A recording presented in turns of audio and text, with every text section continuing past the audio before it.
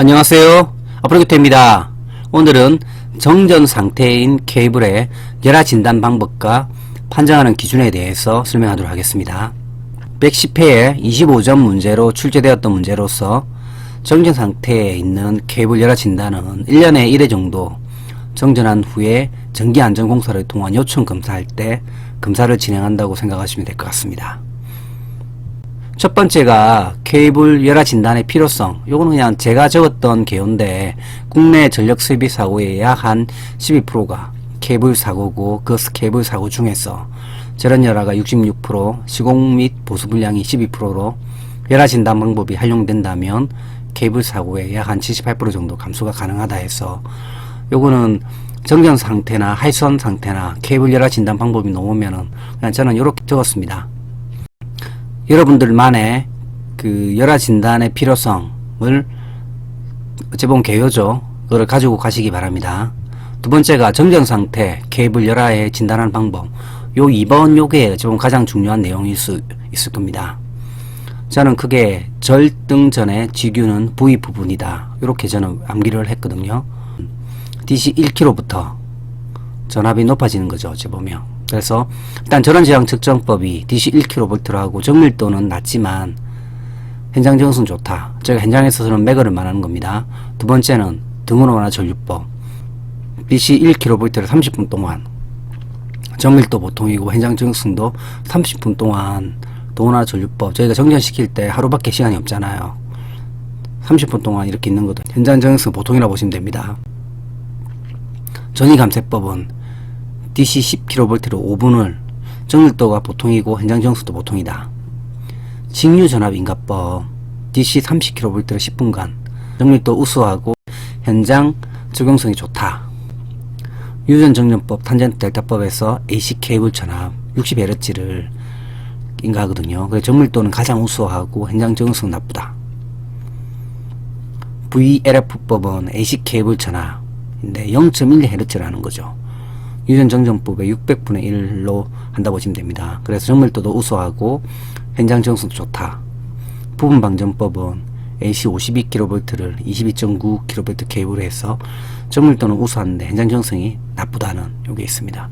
요 정렬상태 케이블 열화 진단 방법 요거는 일단 앞 글자를 따가지고 암기가 좀 필요할 것 같습니다. 뒤에서 하나씩 볼게요. 1번인 절연저항 측정법이란 거는 DC 1kV 매거로서 도체하고 차폐층 간의 절연저항을 측정하는 거죠. 판정 기준은 보통 2000메가옴 이하 시의 주의가 필요하며 오차가 큽니다. 두 번째는 등원 완화 전류법. 측정 방법은 케이블에 DC 1kV 30분간 인가한 후에 전원을 분리하거든요. 그래서 접지 연결해서 5초 동안 방전하고 완화 전류 측정하고 열화개수 계산하고 판정 기준은 열화개수가 2 미만일 때는 양호 2에서 2.5 주의하고 2.5 초과하면 불량인데 정전 시간이 저희가 보통 8시간에서 10시간 정도밖에 못 하잖아요. 그 시간에 케이블 하나 측정하는데 30분간 하는 거는 쉽지 않을 것 같습니다. DC 1kV를 케이블에 가해서 완화 전류 측정하고 BC로 분석해서 에이징 팩터를 계산한다는 그런 내용입니다. 3번이 전위감쇄법을 직류전압감쇄법이라 하는데 케이블에 DC 10kV를 인가한 후에 스위치 오프하고 약 한 5분 동안 전압기를 확인하는 거죠. 직류전압을 전압기 인가해서 그러면 케이블에는 정전 용량과 저항이 있잖아요. 그래서 그거를 전압기를 확인하는 거죠. 판정 전압의 약 한 70% 이하로 감쇄하면 불량이다.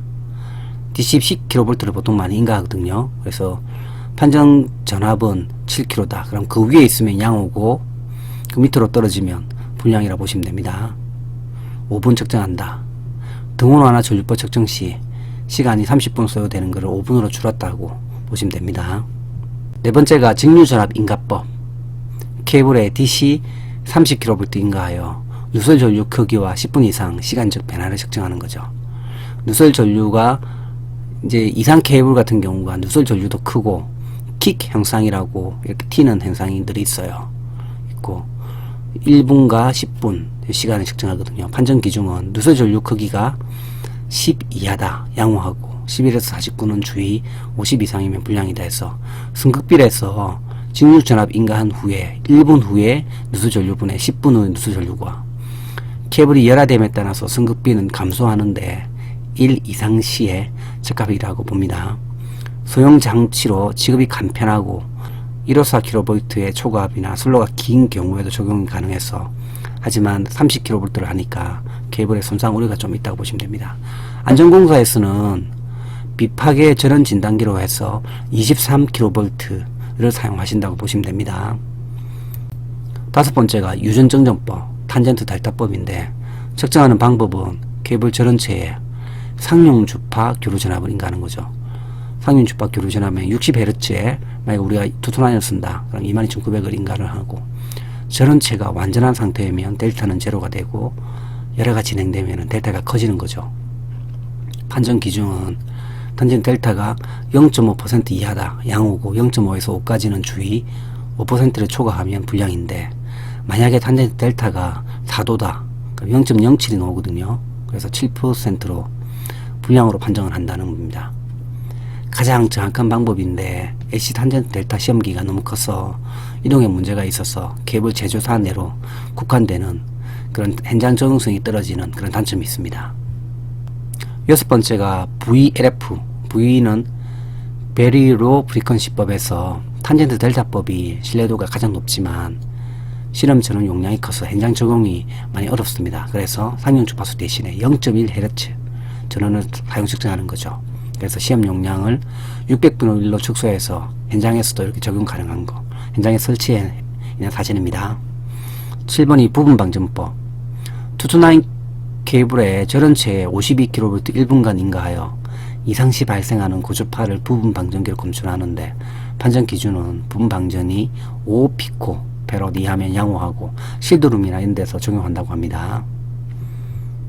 요 2번 정면 상태 케이블 열화 진단 방법에서 요 7개 절등전의 지규는 V 불분이다. 요거를, 이 내용을 암기하시기 바랍니다.